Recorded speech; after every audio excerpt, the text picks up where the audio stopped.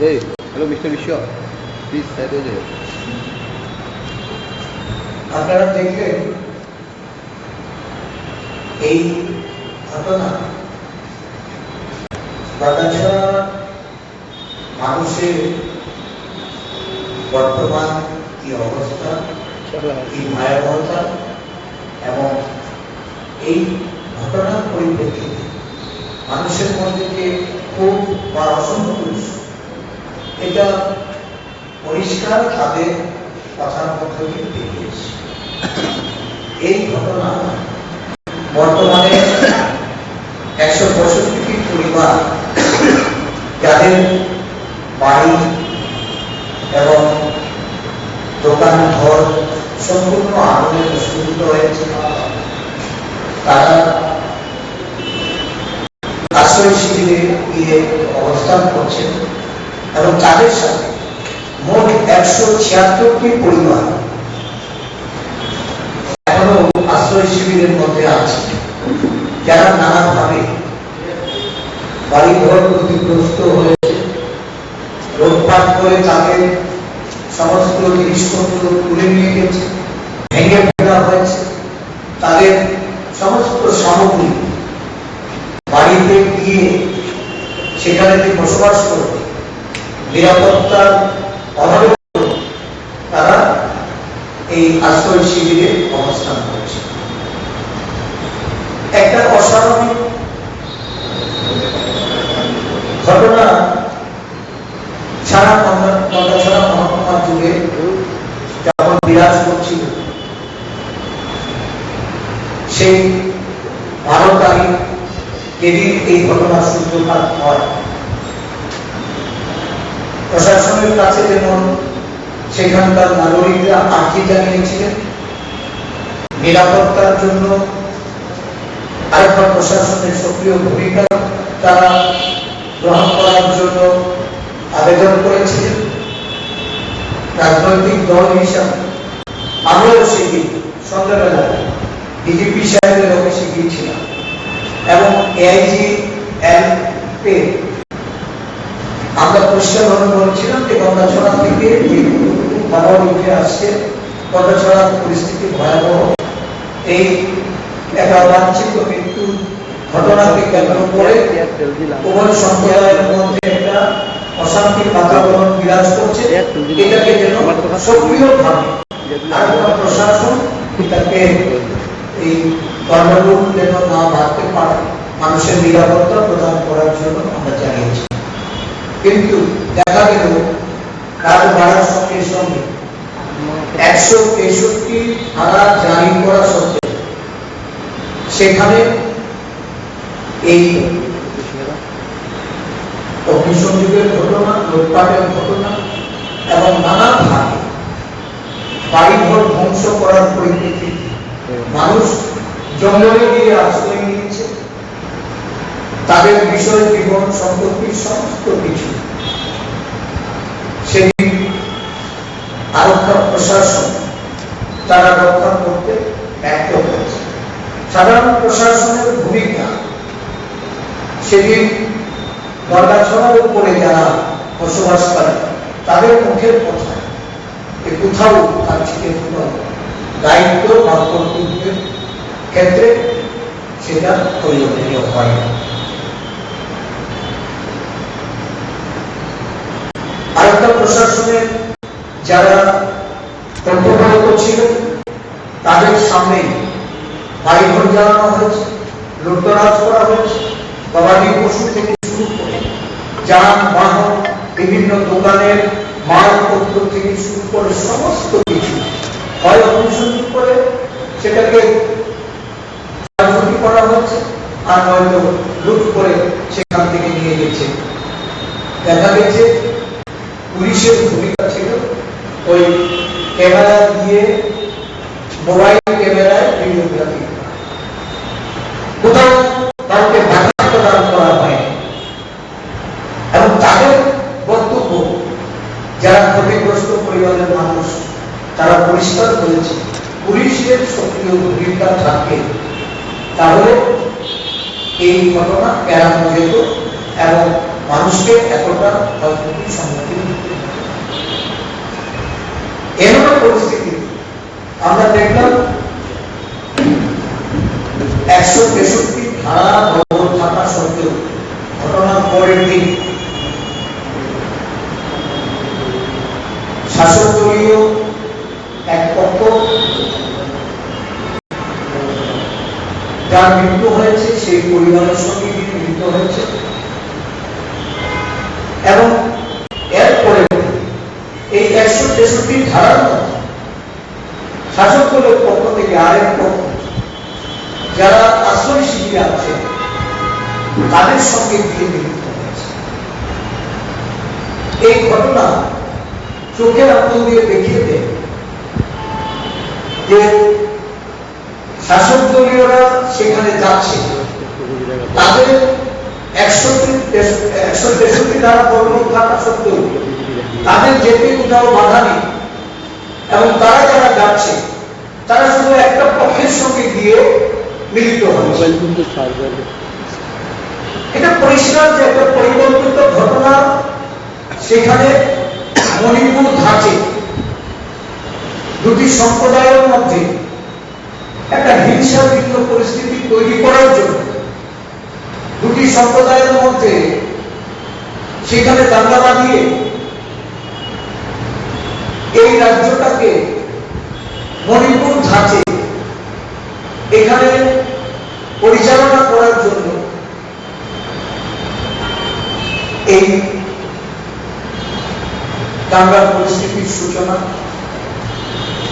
তাহলে বিরোধী দল সেখানে যেতে চাইছে, পীড়িত মানুষের কাছে গিয়ে পৌঁছতে চাইছে, শুধু সমবেদনাই না, পীড়িত মানুষজনের তাদের কতটা আমরা সহযোগিতা করতে পারি, প্রশাসনকে কিভাবে সেখানে সর্বদলীয় ভাবে কাজে লাগানো যায়, এই প্রেক্ষিত তৈরি করার ক্ষেত্রে বিরোধী দলের যে দায়িত্ব কর্তব্য সেই দায়িত্ব কর্তব্য পালনে আমরা বারংবার এগিয়ে এসে আমাদেরকে সেখান থেকে বাধাপ্রাপ্ত হয়ে ফিরে আসতে হচ্ছে, বিরোধী দলকে ঢুকতে দেওয়া হচ্ছে। কি এমন কারণ থাকতে পারে যেখানে শাসক দলের প্রতিনিধিরা গেছেন, তাদের সাথে যারা মিলেমিশে আছে তারা গেছেন, কিন্তু বিরোধী দলকে সেখানে যেতে দেওয়া হয় না? কি লুকানোর চেষ্টা হচ্ছে? কি এমন সেখানে বিরোধী দলের উপস্থিতিতে প্রশাসনিক দুর্বলতাই বলুন বা ষড়যন্ত্রকারীদের ষড়যন্ত্রের যে বিষয়গুলি সেগুলি জনসম্মুখে আসতে পারে, এই ঘটনা চাপা দেওয়ার ক্ষেত্রে প্রশাসন যে উদ্যোগ নিয়েছে আমরা একবারও বলি না। এই রাজ্যের পুলিশ প্রশাসন যারা রাষ্ট্রপতি কারাপ্রাপ্ত তাদেরকে দায়িত্ব অর্পণ করে সেখানে এই পরিস্থিতি মোকাবেলা করা যেত না, বা সেই পরিস্থিতি থেকে আজকে যে মানুষ ক্ষতিগ্রস্ত হয়েছে তাদেরকে তাদের জীবন সম্পত্তি রক্ষা করা যেত না?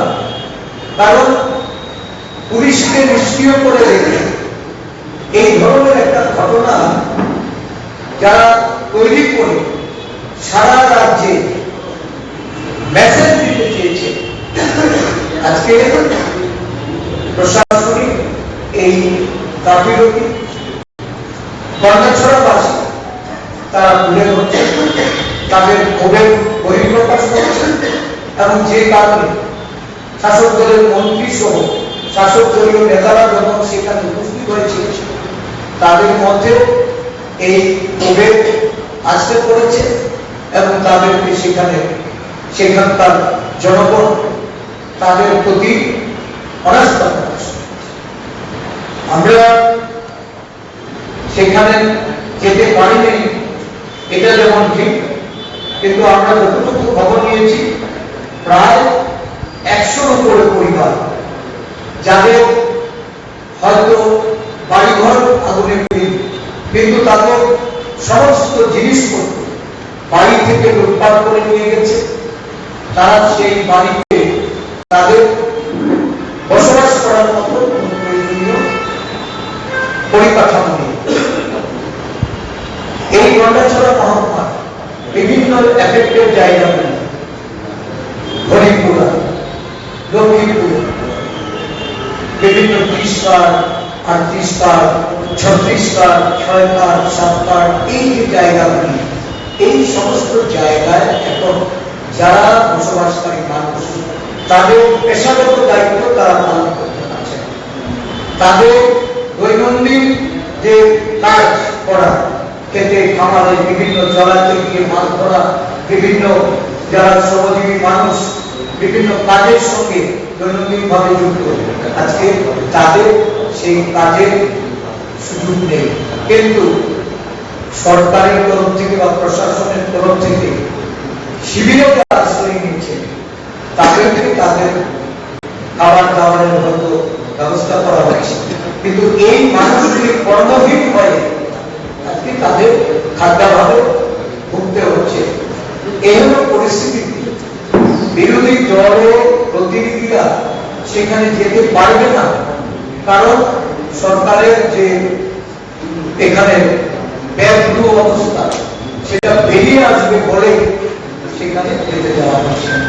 আমরা প্রথমত এই যে শিবিরে থাকা যারা যাদের বাড়ি ঘর অগ্নিকাণ্ডে বা দোকান ঘর নষ্ট হয়েছে, তাদের ক্ষতিপূরণ বাবদ 25,000 টাকা করে যে অনুদান দেওয়া হয়েছে, বলা হয়েছিল তাদের ঘর বাড়ি পুনর্নির্মাণ করার জন্য সম্পূর্ণ সেখানে অর্থ তাদেরকে প্রদান করা হবে, কিন্তু মূলত 25,000 টাকা নিয়ে তারা তাদের ঘর বাড়ি পুনর্নির্মাণ করার কোন ধরনের সুযোগ তাদের কাছে নেই।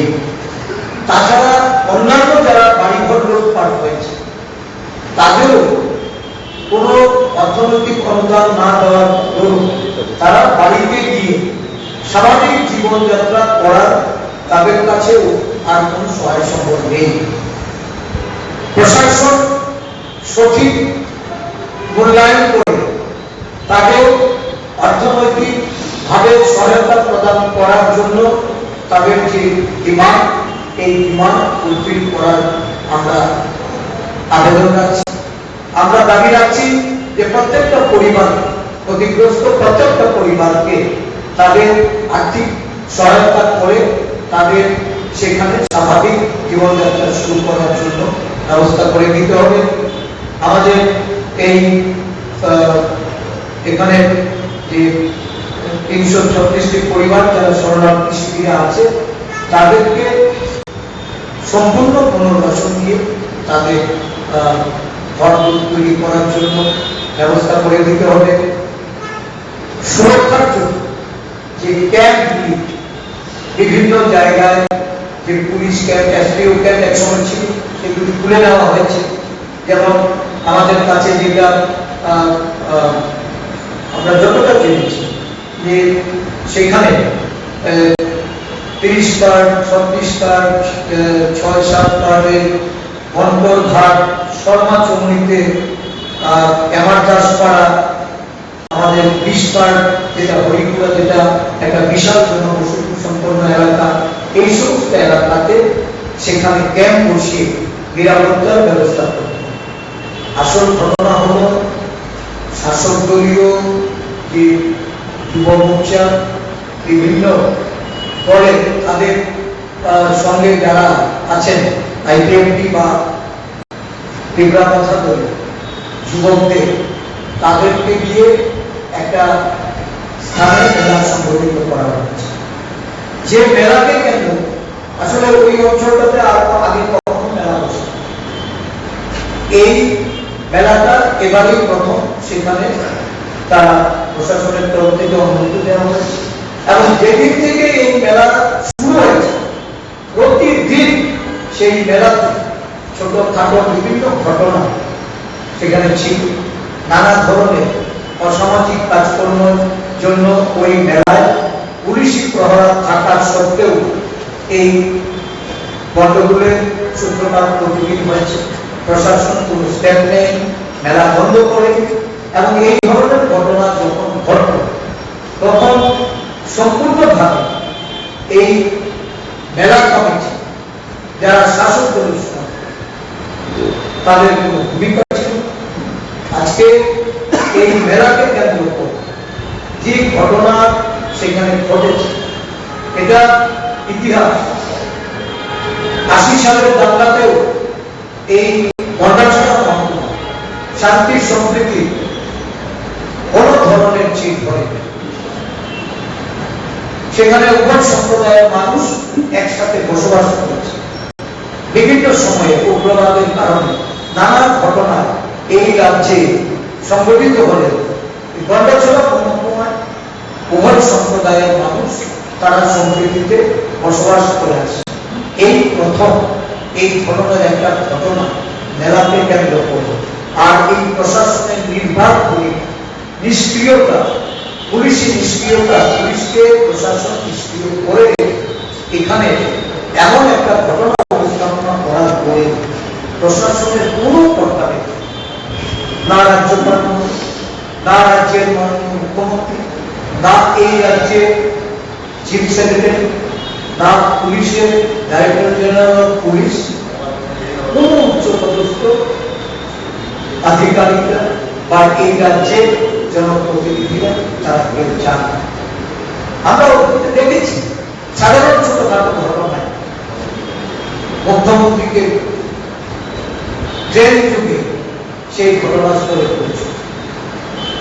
আমরা দেখেছি বিভিন্ন ঘটনা পুলিশের ডাইরেক্টর জেনারেল থেকে শুরু করে রাজ্যের গভর্নর বিভিন্ন জায়গায় গিয়ে, কিন্তু এই ঘটনাটা আজকে প্রায় 13 দিনে এই ঘটনায় কোন আধিকারিক, কোন আমাদের যারা উচ্চপদস্থ যারা তারা চান।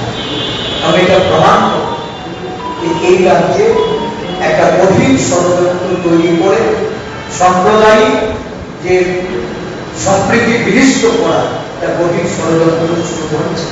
আমরা এই বিষয়ে জনগণকে যেমন জাগ্রত করেছি, গন্ডাছড়াবাসী যারা নিপীড়িত, যারা আশ্রয় শিবিরে আছে, বিভিন্ন সম্প্রদায়ের মানুষ যারা আজকে আশঙ্কাগ্রস্ত, আমরা তাদের পাশে আছি। আমাদের চেষ্টা থাকবে। আমরা দেখলাম আজকে যে এই যে অর্ডারটা বের করা হয়েছে এটা আগামী 28 তারিখ অবধি সেখানে ধারা 163 জারি থাকবে। তার মানে তারাই মুখে বলছেন যে সেখানে বাজার হাট করেছে, স্বাভাবিক জীবনযাত্রা শুরু হয়েছে, গন্ডাছড়া শান্তি বিরাজ করছে, গন্ডাছড়া প্রশাসন সেখানে স্বাভাবিক অবস্থা ফিরিয়ে নিয়ে এসছে, কিন্তু বিরোধী দলের প্রবেশিকা নিষিদ্ধ করা হয়েছে। গতকালকে আমরা তাদের যে এই যে 163 সেকশনে 5 জন একসাথে যেতে পারবেন, আমরা 4 জন যেতে, আমরা 4 জন সেখানে প্রবেশ করে পরিস্থিতির খোঁজখবর নেওয়া এবং পীড়িত মানুষের পাশে যাওয়া, তাদেরকে সমবেদনা জানানো, তাদের প্রয়োজনীয় যে দাবিগুলি সেগুলি সম্পর্কে বিরোধী দল হিসাবে আমাদের দায়িত্ব পালন করতে আমরা সেখানেও কোনো অনুমতি পাওয়া যায়, আমাদের প্রতিহত করা হয়েছে। এর থেকে পরিষ্কার এই রাজ্যের সরকার বা সরকারি ভাবে এই ধরনের একটা ষড়যন্ত্রমূলক ঘটনা ঘটিয়ে রাজ্যটাকে তারা মণিপুর ধাঁচে এই রাজ্যে শাসন কায়েম করতে চায়। আমরা তার তীব্র নিন্দা করি। এই ঘটনায় উভয় সম্প্রদায়ের মানুষকে সম্প্রীতি দিয়ে তাদেরকে সহাবস্থান করার জন্য জাতীয় কংগ্রেস দল আমরা আবেদন করছি। কারণ আপনারা জানেন আমাদের 2 জন জাতীয় পর্যবেক্ষক এই রাজ্যে এসেছে। আমরা প্রশাসনের কাছে অনুমতি চেয়েছি এবং আমাদেরকে অনুমতি প্রদান করে পরবর্তী সময়ে সেটা বাতিল করা হয়েছে। আমাদের কেন্দ্রীয় নেতৃত্ব সেখানে যেতে পারে না। গতকালকেও সেটা আমরা অনুমতি পেয়েও সেটা আমরা সম্পন্ন করতে পারি। অবশ্যই গন্ডাছড়াবাসীর আমরা পাশে আছি এবং আমরা আগামী দিন যখন এই যে আজকে যে সেকশনটা ইম্পোজ করা হচ্ছে এটা নিয়েও আমরা ভাবছি যে যদি স্বাভাবিক হয় সবকিছু, তাহলে এটা দিয়ে বিরোধী দলের তাদের অ্যাক্টিভিটিতে কেন বাধা সৃষ্টি করা হবে এটা নিয়েও আমরা আইনগতভাবে আমরা আমাদের ভাবনা আছে, আমরা দেখছি। এটুকুই ছিল আমাদের দলে গতকালকে প্রতিনিধি দলে আমাদের মাননীয় বিধায়ক সুদীপ রায় বর্মন, প্রাক্তন বিধায়ক অশোক দেববর্মা, আদিবাসী নেতা শব্দ কুমার চামাকিয়া, যুব কংগ্রেস সভাপতি আমাদের রাজ্যের যুব নেতা